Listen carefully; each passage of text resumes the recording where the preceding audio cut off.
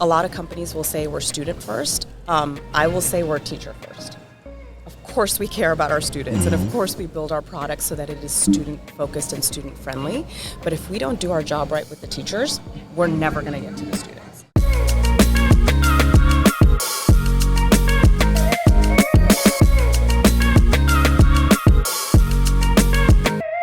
Welcome everybody back to another exciting episode of the Undisrupted Podcast.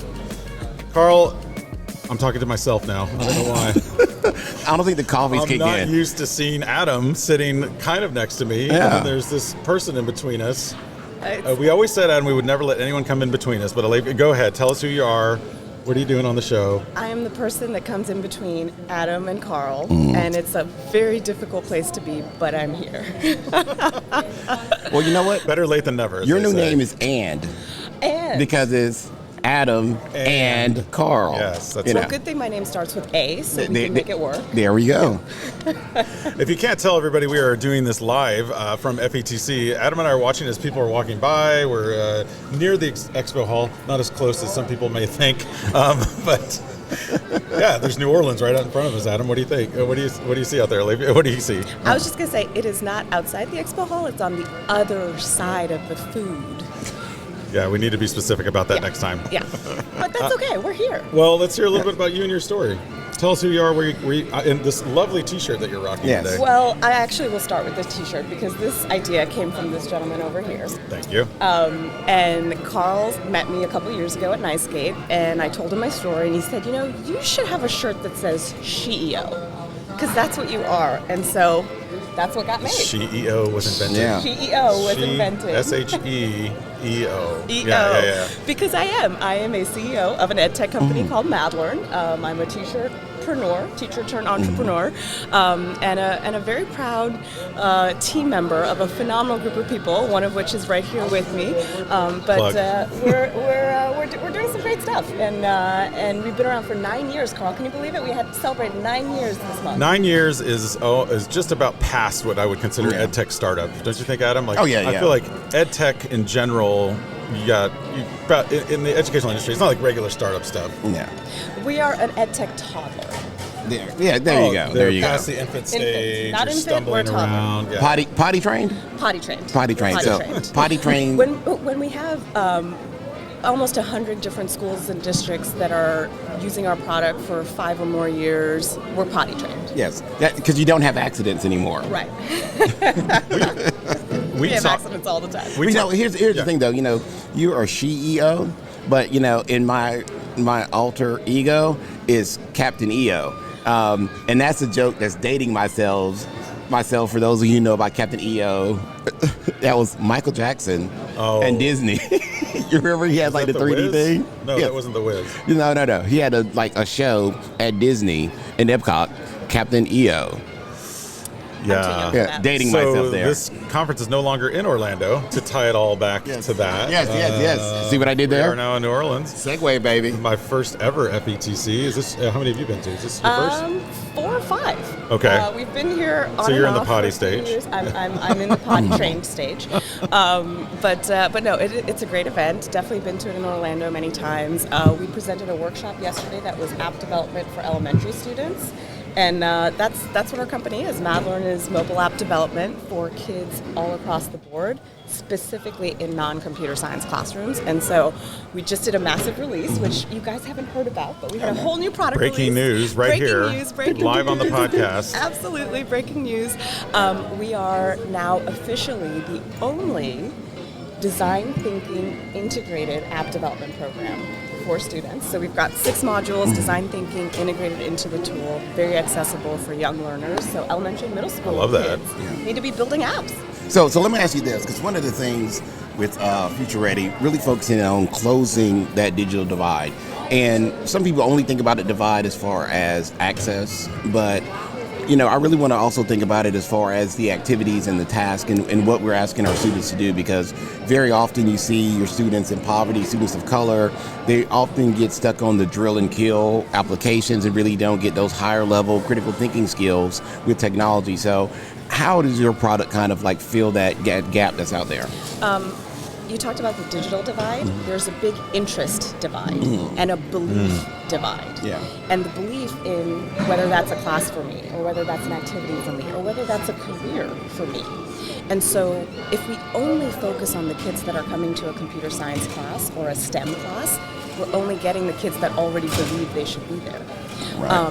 What we're doing with MadLearn is making sure that we can have students all over the board in an English class, in a history class, in a math class, get exposure to the kind of experience that is, for example, building an app, and have this little light bulb that goes off that says, oh wow, I did that, or I can do that. Maybe that is for me. And wants to take those classes. So you're right, it's not just the digital divide. We have to get our kids exposed to all of the kinds of opportunities, and it can't just be in a class that you have to opt into. Yeah. It has to be in your core classes so that we have that equity of access. So really that opportunity gap of getting that exposure, because it's kind of like, and people often say it's hard to be what you can't see, and it's kind of hard to know you can do if you don't know it's there or it's an option. Because with apps, there's so many apps and that have not been created because we haven't given the creatives the opportunity to be creative and create. And a lot of creatives. Yeah. And with your product, like, how does it work as far, because teachers, educators, if they're not in this tech space, they often think of, okay, coding is this hard thing, or some people think it's too simple just with the drag and drop. Okay, I made my sprite jump up and down. Yeah, I'm done. That's coding. Woo, woo, woo. But there's more to that. Absolutely. And this is actually something I say to students all the time. I don't know how to code, and I run a tech company. And it's important to hear that, not because coding's not important. It's essential. But so is designing and testing and marketing and all of these things that come together to make a product. I'll tell you an example. We had an intern. We have a virtual internship program. We have 20, Nice. 30 interns that work with us every year. One of our interns last year, artist, beautiful art, paper, pencil, that was her medium. She interviewed with us. Not sure why she applied or why she interviewed, but she did. And we helped her turn her paper art into digital art and taught her how to do some digital, art. Yeah. She loved it so much, she designed avatars for our products. So now when you log into MadLearn, you pick an avatar, all of those are designed by her. Wow. And she Pretty cool. spoke at a conference and she said, I was an artist, I am an artist, I thought that would be my field. I never thought I could be interested in technology or work at a tech company, but now I see how my passion can apply and align to technology companies, and I feel like I'm part of the technology world now. That's what we want to have. This is what I love about you and your mission. And as a father of girls, I'm always like trying to figure out ways. That same thing you were just talking about earlier about being exposed. I think we're not at that. Obviously, we're not there yet, because I think mostly it's like, oh, there's a choice class after school, maybe on Friday afternoon. Like Adam said, we'll play with a sprite and then check a box that we coded for an hour. Yeah. Remember the hour of code? They still do that? Is it a week? Is it a year? Semester of code? I don't know what it is yet. But the problem is there's just not enough out there, especially for elementary kids. Yeah. And so what you're talking about, and then having that design thinking element is so unique. I don't know that I've heard, well, obviously I haven't because it was just announced today. Brand new. But I love that aspect of it. Let me ask you this. You've been in some schools for a while.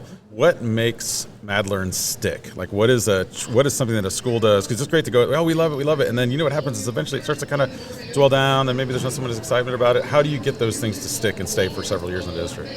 Teacher input, teacher buy-in, crafting the success of the program with the teachers in the building. 100% teachers all the way. A lot of companies will say we're student first. I will say we're teacher first.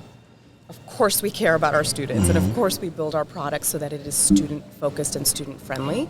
But if we don't do our job right with the teachers, we're never going to get to the students. So it is the places where we've been successful have been leadership district partnerships along with teacher buy-in, where we're figuring out a strategy to have. Just a couple weeks ago, we were at a district where an HVAC teacher came to our PD. A culinary teacher came to our PD. Nice. And these are teachers that are saying, I have my kids do projects, like they make a little 3D model for a restaurant. Why can't I have them make an app about that restaurant too? I love it.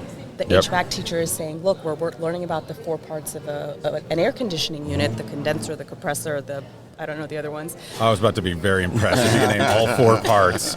I was like, I know compressor, I know condenser, and that's it. the thing with the tube and the thing that turns it on. The fan, the thing that the water drips out of. The drip pan. Okay. We're going to crowdsource this. What are the other alternator? 4? What are the Anyway, other 4? yeah, what are the all other? 4 parts of an air conditioning unit? But he had never coded before, never built an app before. 2 hours, he made an app that showcased the entire. He got his own logos in there, all this Wow. stuff. He was like, if I can do this, my kids are going to love it, and that's what they're going to submit to me as their artifact of understanding. Right, so we already do, papers and PowerPoints, yes. and Google Slides, and a Why lot of not times make websites. Why not make it an app? Why not make it an Yep. app? But you know what? Here is the thing, because we're going to talk about this in various sessions as well. The Chat GPT, and there's this whole rush of, oh my gosh, kids are going to be able to cheat and write papers and stuff. And yes, you can code with it and stuff. But what you are talking about, something like a Chat GPT, you can't really use That's very that to do two-dimensional that. when you think about it, yeah. So my thing is, we really need to look differently on how we are assessing or having kids show their understanding.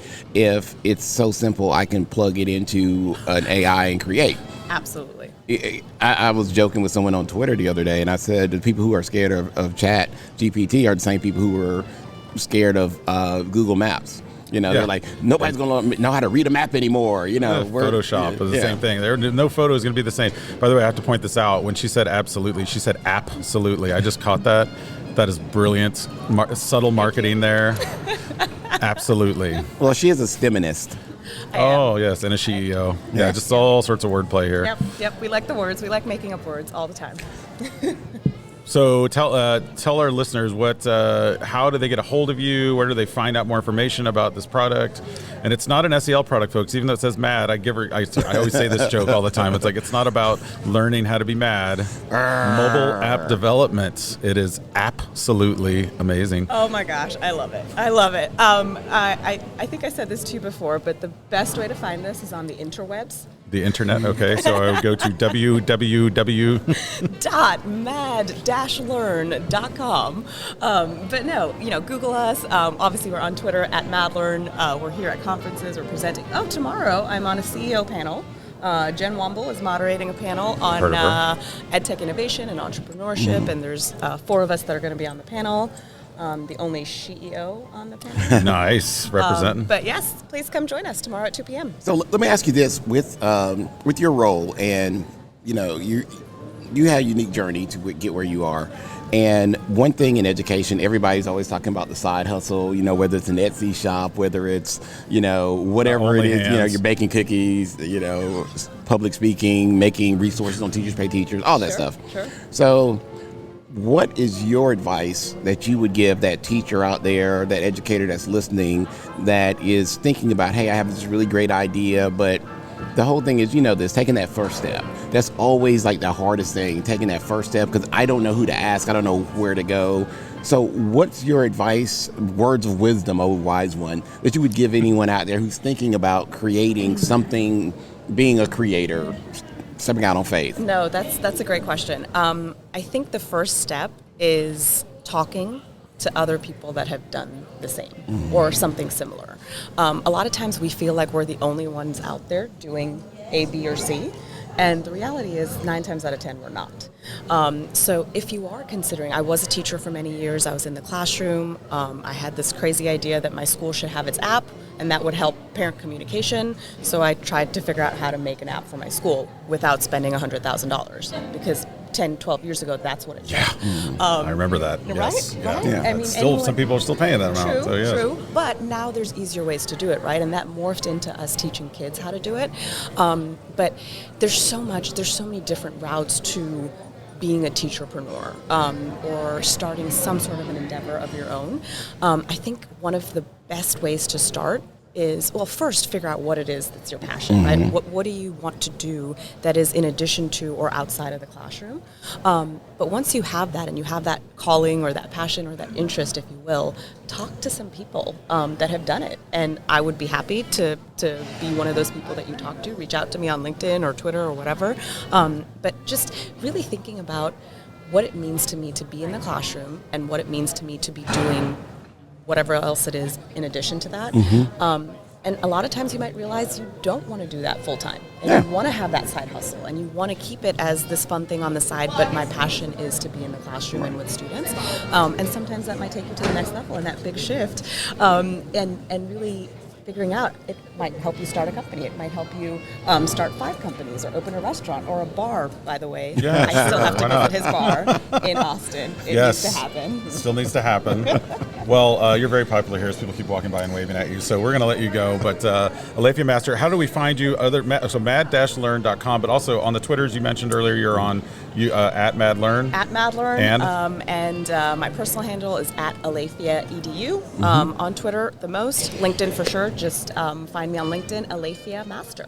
Yep, Awesome. and check out all her bios and all that stuff in the description. As the kids say, don't forget to subscribe, leave a comment. I'm loving the little trumpet in the background. I don't know if you hear that. It's like, you can tell we're in New Orleans. I hear very lightly a trumpet in the background. These are really good headphones, so I can't hear anything. Yeah, I need some beignets. I feel like I need an umbrella to kind of do a little, dun, Where's the beignet card around here? Yeah. I have to give one final shout out to Adam and his former district that do this phenomenal event every year called Inspire Her, which is a girls-focused event to inspire girls to get involved with, be excited about computer science. We were happy to be a part of it last year, and we loved it. Kudos to you and your team. Yeah, the girls had a blast. It was so funny when you had a recorded session that you had for them, and they wanted to take a picture in front of the screen with her up there. They're like, "We want to take a picture with that lady." I'm telling you. I can't wait to visit in person. I was on my honeymoon that week, so I had to do a pre-recorded keynote, but Alexandra was there in person, and I know she had a blast. Yes. Some people are just being selfish and taking honeymoons that got delayed multiple times, but it's okay. We forgive you. Yes, we do. Thank you. I appreciate it. This has been the Undisrupted Podcast, brought to you by All for Ed. He's Adam, and you can follow him at AskAdam3. And he's Carl, and you can follow him at Mr. Hooker. And remember, ladies and gentlemen, boys and girls, we are better together. And we are better undisrupted.